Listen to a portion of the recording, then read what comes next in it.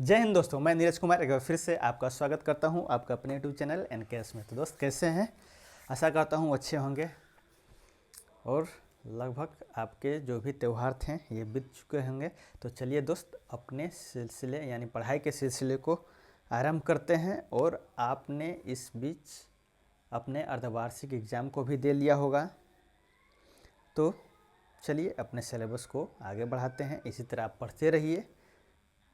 जैसा कि आप देख सकते हैं कि हमने आपको पिछले सेशन में दोस्त त्रिभुज के बारे में पढ़ाया था। त्रिभुज में हम प्रश्नावली 7.2 कर रहे थे और सभी प्रश्नों को हमने कर लिया था। अब आगे कुछ प्रमेय हैं दोस्त, उन प्रमेयों को समझेंगे, करेंगे और उसके पश्चात एक उदाहरण है उसे करेंगे और उसके पश्चात प्रश्नावली है उसे करेंगे। तो चलिए चलते हैं, अपने प्रमेय की तरफ बढ़ते हैं, प्रमेय को समझते हैं।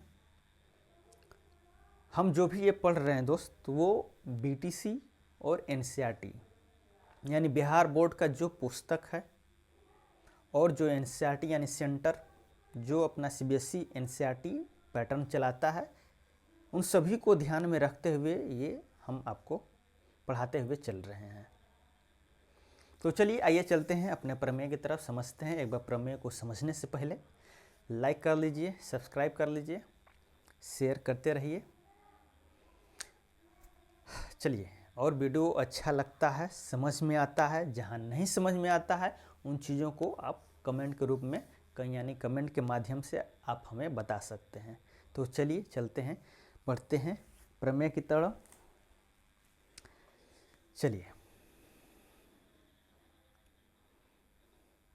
जैसा कि आप देख सकते हैं, सॉरी दोस्त, वो हम जो कर रहे थे वो 7.3 प्रश्नावली था, इसे हम कर चुके थे। यहाँ 5 यहाँ तक हम आपने देखा कि पिछले सेशन में जो 7.3 प्रश्नावली है उसके सभी 5 क्वेश्चन हैं, उन सभी को हमने समझ रखा है।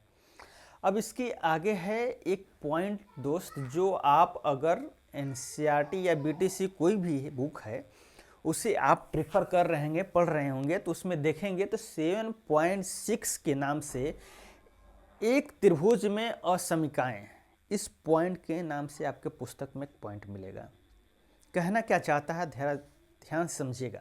बोल रहा है कि एक त्रिभुज में हम असमिकाओं के बारे में पढ़ने जा रहे हैं। यहाँ पे मतलब कि उस त्रिभुज में क्या असमिकाएं, मतलब उस त्रिभुज में 3 भुजाएं होती हैं, 3 कोण होते हैं।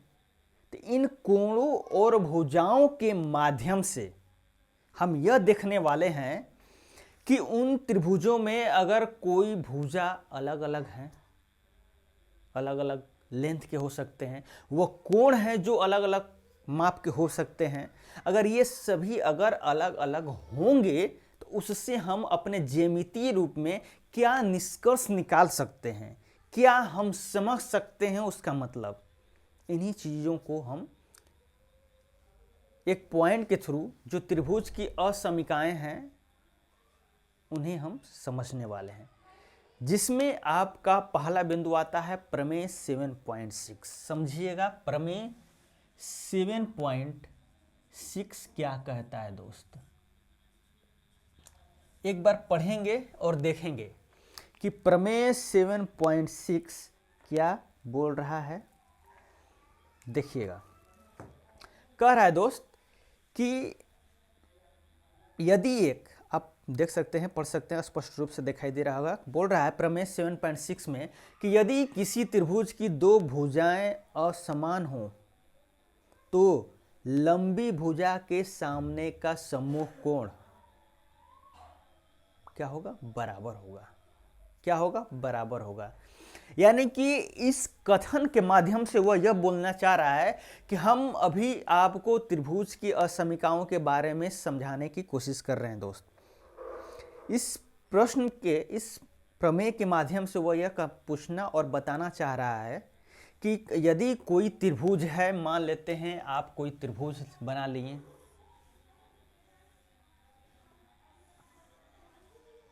ए, बी और सी, जिसके 3 बिंदु हो गए।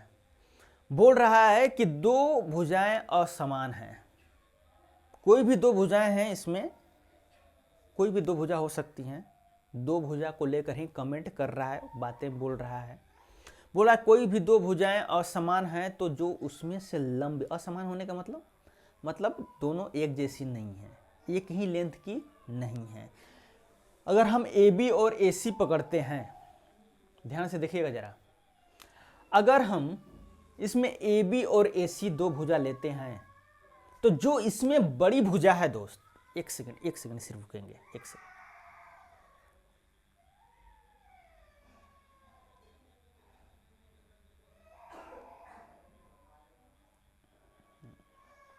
चलिए जरा ध्यान से देखिएगा दोस्त, बोल रहा है कि इसमें जो दो असमान भुजाएं हम ले रहे हैं, मान लिए AB और AC हम ले लिए हैं, सिर्फ दो के बारे में कमेंट हो रहा है, तीसरा के बारे में कुछ नहीं बोला जा रहा है।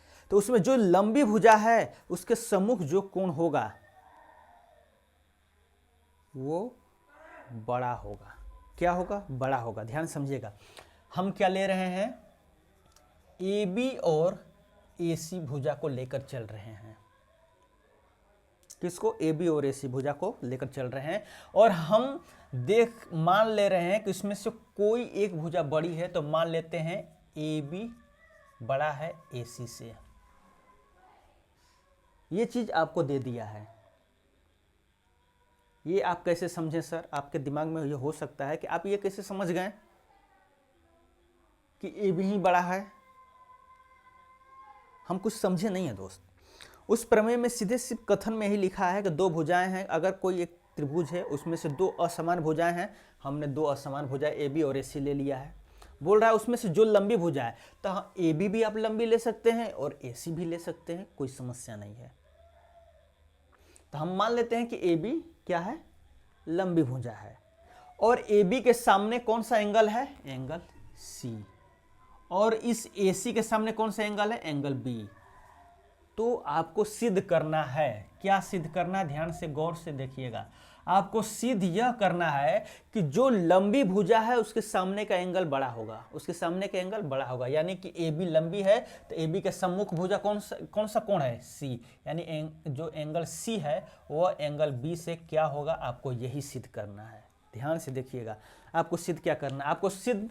आपको दे दिया गया है, कोई भी दो भुजा लेना है, हमने दो भुजा ले लिया है, और इसमें से जो लंबी भुजा होगी मान लेते हैं वो AB लंबी है AC से, और AB के सामने जो सम्मुख कोण होगा वो बड़ा होगा, यही आपको सिद्ध करना है। तो AB के सामने कौन सी कोण है? C कोण है, तो C क्या हो जाएगा? बड़ा हो जाएगा। अब आइए यहां से हमारा सिद्ध करने का सिलसिला शुरू होता है।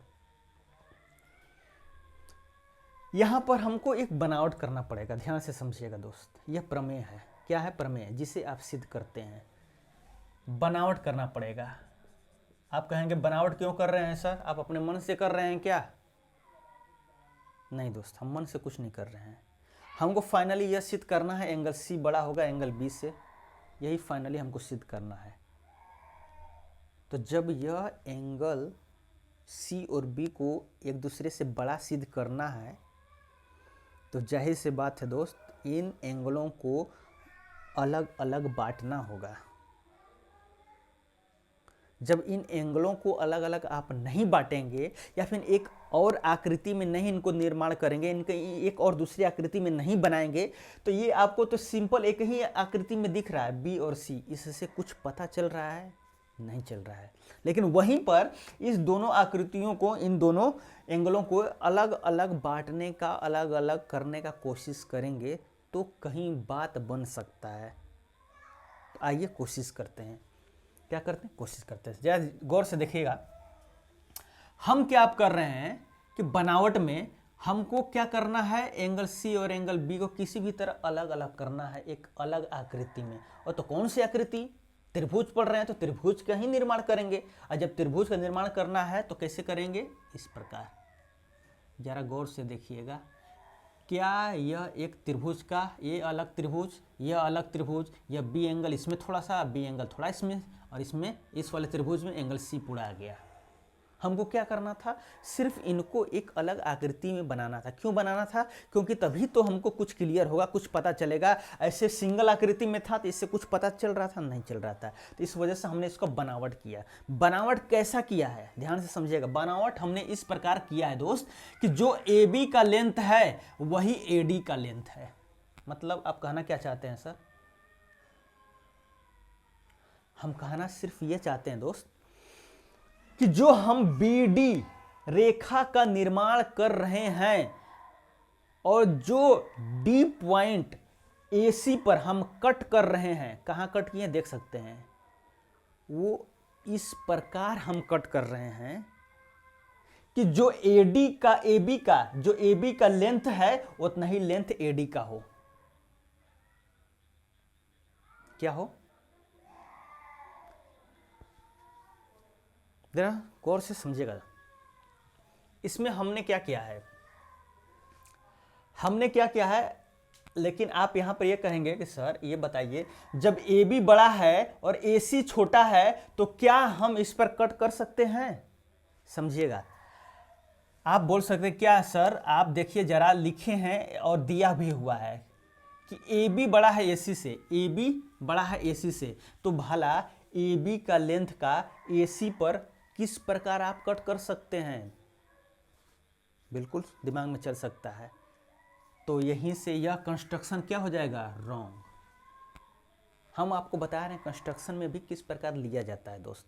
जरा गौर से देखिएगा। आप यहां पर प्रश्न उठा सकते हैं क्या कि सर आपने अभी AB लिया है, AC से बड़ा है, तो AB लेंथ का आप AD किस प्रकार कट कर सकते हैं? क्यों? क्योंकि AC खुद छोटा है AB से, तो इसी पर कैसे आप उस लेंथ का काट सकते हैं? तो यह कंस्ट्रक्शन क्या हो जाएगा? गलत हो जाएगा।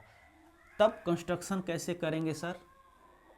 यह गलत हो जाएगा तो फिर कंस्ट्रक्शन कैसे करेंगे? कंस्ट्रक्शन अब हम जो करेंगे दोस्त, ध्यान से समझिएगा, क्या हम कंस्ट्रक्शन ये कर सकते हैं? जरा ध्यान से गौर से देखिएगा। क्या हम कंस्ट्रक्शन यह कर सकते हैं? बिल्कुल कर सकते हैं सर। फिर एक बच्चा उठेगा, कहेगा कैसे कर सकते हैं सर? तो जरा गौर से देखिएगा दोस्त, AB बड़ा है AC से, AC से क्या है? AB बड़ा है, यानी कि अगर AC 5 सेंटीमीटर का है तो कहीं ना कहीं AB आपका 10 होगा या 6 होगा या फिर जो भी होगा 5 से क्या होगा? बड़ा ही होगा। 5 से क्या होगा? बड़ा ही होगा जब कभी भी होगा। तो क्यों? क्योंकि हम AB बड़ा लिए हैं AC से। AB क्या लिए हैं? बड़ा AC से लिए हैं। अगर AC 5 सेंटीमीटर का है तो AB कितना होना चाहिए? जितना भी होगा 5 से क्या होगा? अधिक ही होगा। जो भी होगा वो 5 से क्या होगा? वो बड़ा ही होगा। जब 5 जो AC है वो AB क्या होगा? 5 से बड़ा ही होगा। तो जाहिर सी बात है AC लेंथ का हम AB पर क्या D पॉइंट कर सकते हैं? बिल्कुल कर सकते हैं। अब समझ में आ गया होगा? एक सेकंड दोस्त।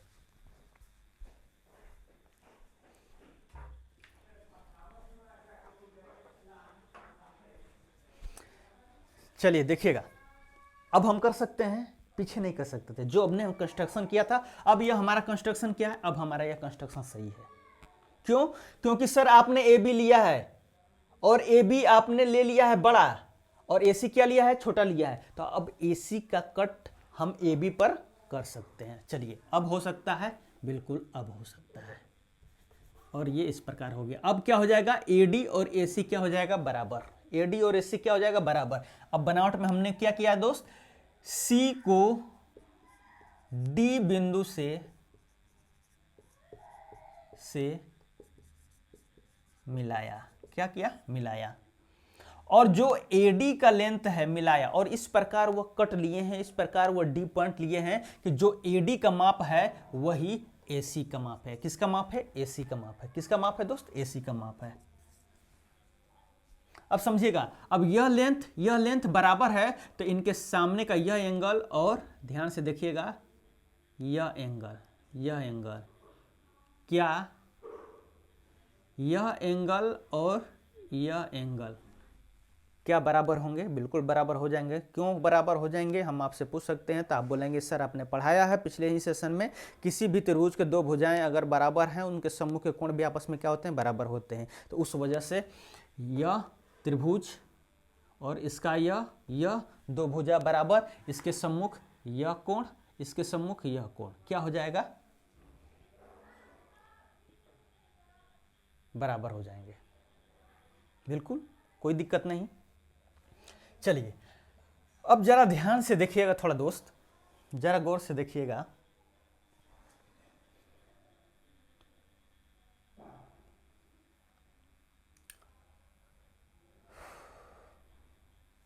जरा गौर से देखिएगा, यहां पे यह एंगल और यह एंगल आपस में बराबर हैं।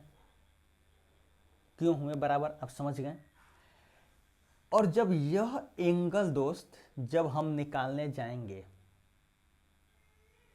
यह जो एंगल है अगर इसे हम निकालने जाते हैं तो यह एंगल और यह एंगल का सम होगा।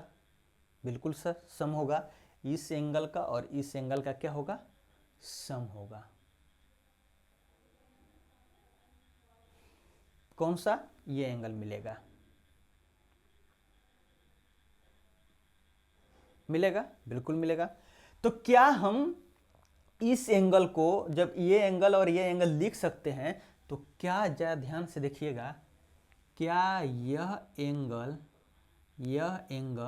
को एंगल बी और यह एंगल, ध्यान से समझिएगा एकदम आराम से, इसको एक नाम दे देते हैं, इसको दो नाम दे देते हैं, इसको तीन नाम दे देते हैं, इसको चार नाम देते हैं, इसको हम 5 नाम दे देते हैं। जरा ध्यान से देखिएगा दोस्त, क्या एंगल 4 बराबर एंगल 1 प्लस एंगल 2 लिख सकते हैं? एंगल 4 बराबर एंगल 1 और एंगल 2 हो सकता है? बिल्कुल हो सकता है सर। क्यों? क्योंकि एंगल 4 बहिष्कोण है, और बहिष्कोण इस त्रिभुज का बहिष्कोण है, तो इसके जो साथ वाला है कोण उसको छोड़ देंगे, बाकी जो दो कोण है उसको हम जोड़ लेंगे। तो वही हमने किया है। जब एंगल 4 बराबर इस एंगल और इस एंगल के सम हो सकता है, तो क्या एंगल 4 एंगल 3 के बराबर है? बराबर है, बिल्कुल बराबर है सर। अब जरा ध्यान से देखिएगा, जरा ध्यान से देखिएगा दोस्त, कि एंगल 3 जो है वह एंगल 1 और एंगल 2 लिख सकते हैं?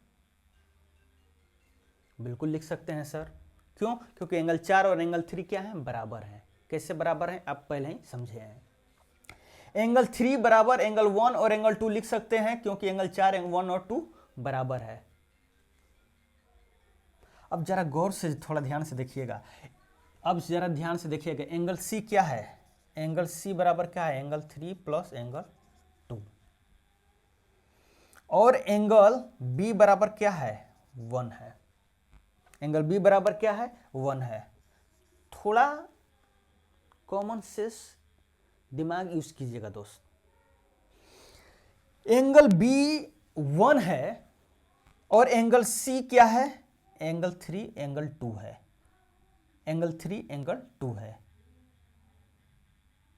क्या हम एंगल 3 और एंगल 2 जो है दोस्त, जो सी हो रहा है, और एंगल 3 कितना है? 1 और 2 है। 1 और 2 है। जरा ध्यान से देखिएगा, क्या एंगल 3 के जगह हम एंगल 1 प्लस एंगल 2 लिख सकते हैं?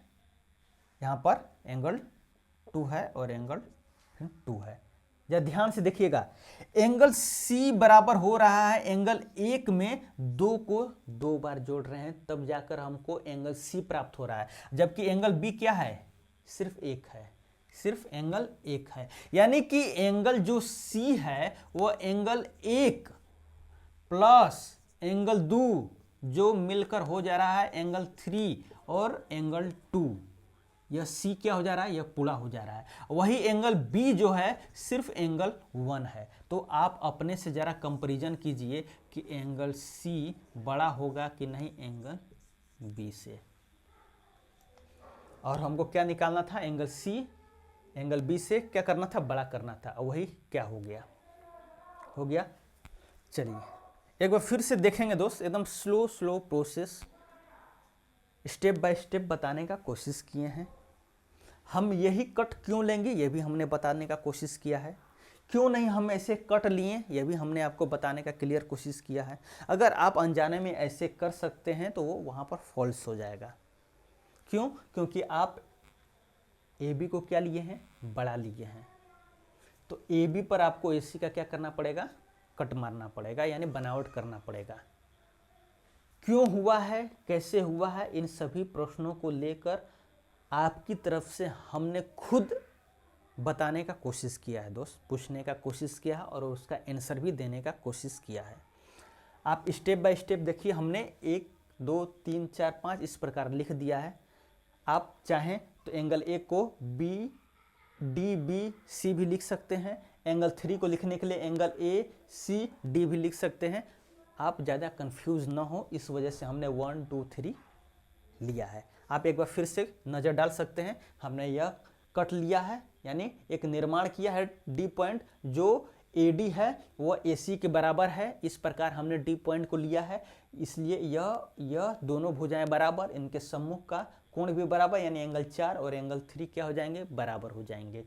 उसके बाद एंगल 4 को हम 1 और 2 का सम लिख सकते हैं। क्यों? क्योंकि एंगल 4 जो है बहिष्कोण है। और जब एंगल 4 को 1 और 2 का सम लिख सकते हैं तो 4 बराबर 3 है।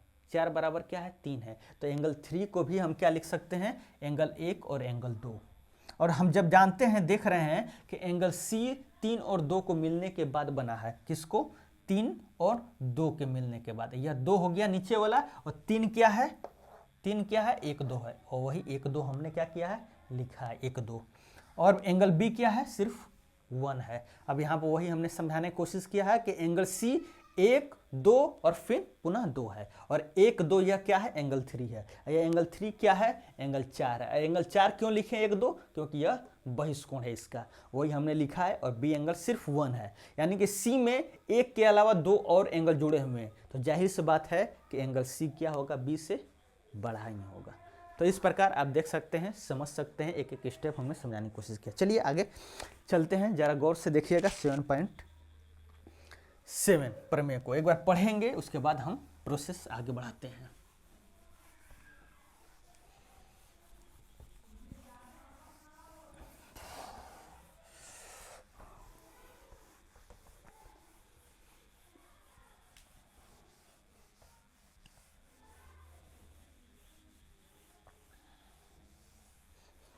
चलिए देखिएगा, बोल रहा है दोस्त कि किसी त्रिभुज में बड़े कोण के सम्मुख भुजा बड़ी यानी लंबी होती है। इसके कहने का मतलब यह है दोस्त कि आप जो थ्योरम पढ़ने जा रहे हैं, प्रमेय 7.7, इसमें बोल रहा है कि अगर कोई त्रिभुज है, एक हम त्रिभुज बना लेंगे इस प्रकार,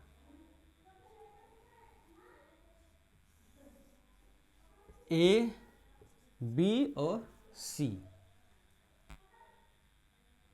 बोल रहा है कि इसमें आपको एक एंगल जो है बड़ा है, तो उसके सम्मुख जो कोण हो, सॉरी, उसके सम्मुख जो भुजा होगा वो भी बड़ा होगा। आपको यह सिद्ध करना है। जरा गौर से एक बार देखिएगा कि किसी त्रिभुज में बड़े कोण, जो बड़ा कोण होगा इसमें, उसके सम्मुख की भुजा क्या होगी? बड़ी यानी लंबी होगी। जरा ध्यान से समझने का कोशिश कीजिएगा दोस्त। मान लेते हैं हम कोई भी एंगल हम बड़ा ले सकते हैं, आप भी कोई एंगल बड़ा ले सकते हैं, इसमें कोई सोचने वाली बड़ी बात नहीं है। मान लेते हैं हम एक एंगल बी को ही ले लेते हैं। क्या है? बी को ही ले लेते हैं, जो क्या है? बड़ा है। क्या है दोस्त? बड़ा है।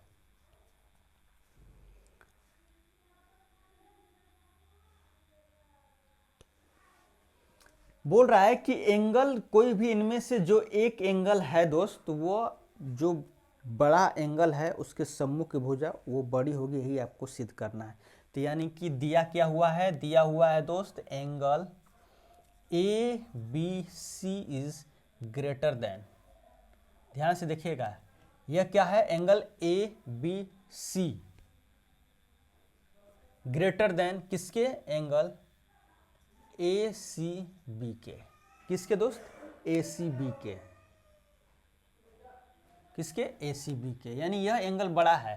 तो आपको सिद्ध करना है, क्या करना है आपको, सिद्ध करना है। क्या सिद्ध करना है कि जो बड़ा वाला एंगल है उसके सम्मुख भुजा जो AC है वो बड़ा होगा। क्या होगा, वह बड़ा होगा। एंगल जो C है इसके सामने जो भुजा है AB, उससे क्या होगा, बड़ा होगा। यही आपको क्या करना है, सिद्ध करना है।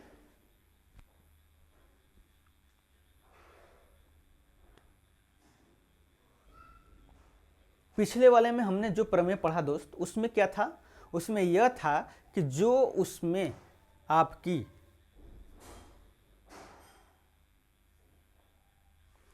बड़ी भुजा थी उसके सम्मुख जो एंगल था वो बड़ा था। हमने यह सिद्ध किया था। इस प्रमेय में हमको यह सिद्ध करना है कि जो एंगल है बड़ा उसके सम्मुख की भुजा बड़ी होगी। क्या होगी, बड़ी होगी। यह चीज हमको क्या करना है, सिद्ध करना है। चलिए आइए देखते हैं, जरा गौर से ध्यान से देखिएगा। हमने इन दोनों एंगलों को लेकर चले हैं दोस्त, कौन सा, एंगल बी और एंगल सी को। जरा समझिएगा गौर से ध्यान से दोस्त, ये दो एंगल को लेकर चल रहे हैं तो इन दोनों एंगल में 3 केस बन सकते हैं। कितने केस, 3 केस।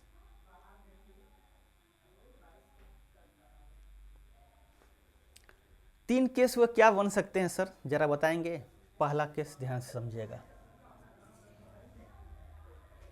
पहला केस यही हो सकता है कि जो हमारा AC है वो AB के क्या हो, बराबर हो। क्या हो, बराबर हो, पहला केस। दूसरा केस यह हो सकता है कि AC जो हो वो छोटा हो AB से। और तीसरा क्या हो सकता है, AC जो है वो बड़ा हो AB से। जरा गौर से देखिएगा दोस्त, क्या इस त्रिभुज में अगर यह दिया हुआ है, क्या दिया हुआ, ये दिया हुआ है, ध्यान से देखिएगा, B जो है यानी कि जो एंगल B है वो ग्रेटर देन है एंगल C के, यह चीज दिया हुआ है। आप पूछेंगे कैसे कर सकते हैं सर, आप किस आधार पर आप कह सकते हैं कि एंगल B एंगल C से बड़ा होगा। हमने कुछ अपने से दोस्त नहीं लिया है, जो प्रमेय में बोला है वही चीज लिया। ध्यान से एक बार पढ़िएगा, किसी भी त्रिभुज में बड़े कोण की सम्मुख भुजा बड़ी होगी, यानी कि बड़ा कोण वो आपको दे दिया है, बोल दिया है कि आप ले लीजिए कोई एंगल बड़ा, लेकिन आपको यह सिद्ध करना है कि उसके सामने जो भुजा होगी वह बड़ी होगी। यह आपको सिद्ध करना है। उसने बड़ा कोण दे दिया है, तो जब बड़ा कोण दे दिया है तो इन एंगलों जो भी कोण है दोस्त, जब हम कभी कंपैरिजन करेंगे तो 2 ही से करेंगे, तीनों का एक साथ तो कंपैरिजन करेंगे नहीं। तो हमने 2 कोण उठा लिया, एंगल B और एंगल C। और कोई एक कोण बड़ा लेना ही है तो हम एंगल B को बड़ा ले लिए, आप एंगल C को भी ले सकते हैं, कोई समस्या नहीं है। तो एंगल B को हमने बड़ा ले लिया है और हमको फाइनली सिद्ध करना है कि एंगल B के सम्मुख जो भुजा है AC वह बड़ी होगी। ये हमको क्या करना है, सिद्ध करना है। ये चीज क्या करना है, हमको सिद्ध करना है। पर मास्टर आपको कुछ और बात बताना चाहता है। मास्टर आपसे यह कहना चाहता है, आपको यह दिखाना चाहता है कि इस त्रिभुज में 2 भुजाएं लेकर मास्टर चल रहा है, AC और AB। और मास्टर आपसे यह कहना चाहता है कि AC और AB में 2 ही 3 कंडीशन हो सकते हैं। कितने, 3 कंडीशन हो सकते हैं। पहला, या फिर AC बराबर होगा AB के, या फिर AC छोटा होगा AB से, या फिर AC AB से बड़ा होगा। क्या मेरे लाल लाली इन तीनों कंडीशन के अलावा कुछ और सोच पा रहे हैं जो हो सकता है, जो मास्टर के दिमाग में न चल रहा हो? तो आई थिंक नहीं। जहां तक मास्टर सोच पा रहा है उसके अनुसार इन 3 कंडीशनों के अलावा कुछ हो नहीं सकता है। होगा तो यही 3 कंडीशन होगा। अब आइए एक एक कंडीशन को सॉल्व करते हैं, समझते हैं, देखते हैं और ये भी देखते हैं कि इसमें से कौन सा कंडीशन फॉलो होगा। चलिए सबसे पहले हम पहला कंडीशन पर चलते हैं, AC बराबर AB। तो आपका दिमाग तुरंत क्लिक करेगा, क्या करेगा? आपका दिमाग तुरंत क्लिक करेगा, बोलेंगे मास्टर आपने पढ़ाया था कि AC और AB, AC और AB, AC और AB ये बराबर हैं अगर, तो इनके समूह की जो कोणें होंगी वो भी आपस में क्या होंगी? बराबर होंगी। यानी कि इस पहला कंडीशन से आपको AC के सामने कौन सा कोण है? B, और AB के सामने कौन सा कोण है? C। आपको यह निकल कर आ जाएगा, क्या निकल कर आ जाएगा? एंगल B एंगल C क्या हो जाएंगे? बराबर हो जाएंगे। तो आप बोलेंगे कि मास्टर आपने तो बोल दिया एंगल B और एंगल C, तो हमने इससे निष्कर्ष निकाल लिया, लेकिन कहीं दूर दूर तक इसमें तो B और C कहीं दूर दूर तक इसमें बराबर नहीं है, और यह चीज हमको दिया हुआ है मास्टर। तो क्या यह कंडीशन सही हो सकता है? नहीं होगा। क्यों नहीं होगा? क्योंकि यहां पर एंगल B और एंगल C, इस कारण जब AC और AB बराबर होंगे तो इस कारण एंगल B और एंगल C क्या हो जाएंगे? बराबर हो जाएंगे, और यह कभी भी नहीं हो सकते। क्यों? क्योंकि आपके प्रश्न में दिया हुआ है कि कोई एक कोण बड़ा है। अब बड़ा कौन है? P। दोनों कोण कहीं भी नहीं बोला है आपके प्रमेय में कि दोनों कोण बराबर हैं, बोला है कोई एक कोण बड़ा है, और हमने B को ले लिया है बड़ा। तो क्या एंगल B और एंगल C कभी बराबर होंगे? कभी नहीं। यानी कि जो AC और AB वाला कंडीशन है क्या वो सही है? नहीं। तो ये यहीं पर क्या हो जाएगा? फॉल्स हो जाएगा। अब आइए चलिए दूसरा पर देखते हैं। इसमें बोल रहा है मास्टर इस कंडीशन में कि जो B है और AC है, AB क्या है? बड़ा है, और आपने पढ़ाया है सर कि जिस भी, अभी जस्ट हमने बताया कि जिस भी त्रिभुज में जो साइड, जो भुजा बड़ा होगा उसके समूह का कोण क्या होगा? बड़ा होगा। क्या होगा? बड़ा होगा। यानी कि AB बड़ा है AC से, तो AB के सामने कौन सा एंगल है? Angle C। AC के सामने कौन सा एंगल है? Angle B। और यह एंगल C बड़ा निकल जाएगा एंगल B से। तो क्या यह सही है? नहीं। क्यों? क्योंकि हमने आपको दिया है एंगल B बड़ा है एंगल C से, और आप लेकर आ रहे हैं एंगल C बड़ा एंगल B से। तो क्या यह कंडीशन फॉलो करेगा? नहीं, यह कंडीशन नहीं फॉलो करेगा। अब बचा ले देकर एक ही कंडीशन, यही कंडीशन आपको फॉलो कर जाएगा। कैसे? आइए देखिए, एंगल C के सामने AC के सामने कौन सा angle? Angle B is greater then AB के सामने कौन सा? Angle C। और यह फाइनल क्या निकल कर आ गया? Angle B greater than angle C। Angle B greater than या बड़ा है एंगल C से। और ये आपका लास्ट, ये लास्ट दोनों क्या गया? निष्कर्ष मैच कर गए। यह तुलनात्मक विधि है दोस्त। क्या है? तुलनात्मक विधि है। आप अपने त्रिभुज के दो भुजाओं को लेकर आपस में तुलना कर रहे हैं, उनके कंडीशन का निर्माण कर रहे हैं। तो 3 कंडीशन बचे, तीनों कंडीशनों को हम फॉलो करने की कोशिश कर रहे हैं। जिसमें फॉलो हो जाएगा वो हमारा कंडीशन हो जाएगा। इन दोनों में फॉलो नहीं हुआ, ये कंडीशन कभी हो ही नहीं सकते। बचा ये कंडीशन, इसमें फॉलो हो गया, तो इससे हमारा सिद्ध क्या हो गया? इससे हमारा सिद्ध यह हो गया दोस्त कि कोई भी एंगल है, जैसा कि हमने देखा यह बड़ा एंगल है, तो इसके समूह का भुजा भी क्या होगा? बड़ा होगा। क्या होगा? इसकी समूह का भुजा भी क्या होगा? बड़ा होगा। तो वही हमारा निकल कर आया है, AC बड़ा है किससे? AB से। किससे? AB से। यह आपका प्रमेय 7.7 रहा। क्या रहा दोस्त? 7.7 प्रमेय रहा। तो चलिए इतना स्टेप बाय स्टेप समझने का हमने कोशिश किया। कुछ नहीं करना है, नहीं समझ में आएगा तो एक बार वीडियो को रिवाइंड कर लीजिएगा, आसानी से समझ में आ जाएगा दोस्त। तो चलिए मिलते हैं, अपने सेशन को ज़्यादा लंबा नहीं रखते हैं, लगभग सभी देखेंगे तो जो भी हमारा सेशन है 20, 15, 35 इतने ही तक सेशन रहता है दोस्त। आई थिंक आप इसे आप आसानी से कवर भी कर लेंगे और इन्जॉय भी कर लेंगे इस सेशन को। तो चलिए मिलते हैं अपने नेक्स्ट सेशन में, जहाँ पर आपका 7.8 जो प्रमेय है उसे समझेंगे और उसके साथ उदाहरण 9 थे उसे समझेंगे। हालांकि वो सभी अभी जब कराएंगे तो ये वीडियो काफ़ी लंबा हो जाएगा, तो लंबा ज़्यादा वीडियो ना हो ताकि आपको भी आसानी हो देखने में और हमें भी आसानी हो। तो चलिए मिलते हैं अपने नेक्स्ट सेशन में, जहाँ पर हम प्रमेय 7.8 और उदाहरण 9 करेंगे और अपने अगले नेक्स्ट सेशन में पढ़ेंगे 7.4 जो हमारे इस चैप्टर का लास्ट प्रश्नावली है। तो चलिए दोस्त मिलते हैं अपने नेक्स्ट सेशन में। Have a nice day, God bless you, जय हिंद।